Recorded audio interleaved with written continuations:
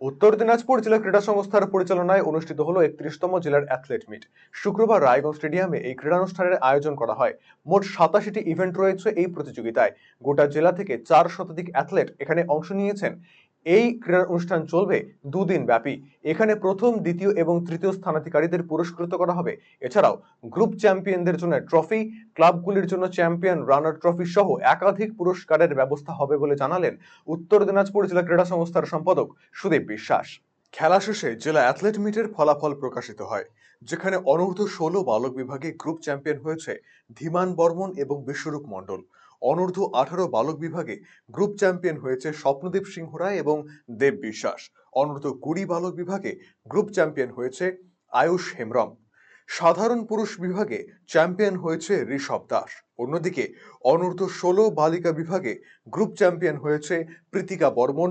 অনূর্ধ্ব-18 বালিকা বিভাগে group champion হয়েছে মনিকা সিংহ এবং অস্মিতা পাল। অনূর্ধ্ব-20 বালিকা বিভাগে গ্রুপ চ্যাম্পিয়ন হয়েছে মানসী সিংহ।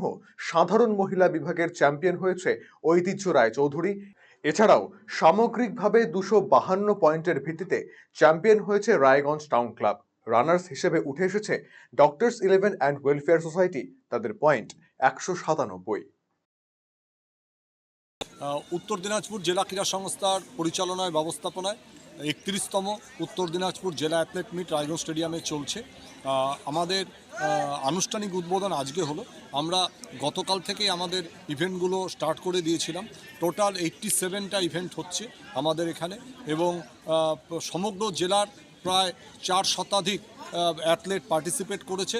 সুদূর চোপড়া থেকে একদম ইটাহার পর্যন্ত, এদিকে কালিয়াগঞ্জ পর্যন্ত এখানে অ্যাথলেটরা তাদের পারফরমেন্স প্রদর্শন করছেন, এবং আমরা খুবই খুশি যে আমরা সমস্ত ক্লাব কর্তৃপক্ষ, বিদ্যালয় কর্তৃপক্ষ আমাদের সঙ্গে সহযোগিতা করছেন, এবং আমরা সাফল্যের সঙ্গে আশা করি এটাকে আজকে আমরা সুসম্পন্ন করতে পারব। এটা দুদিনের প্রোগ্রাম।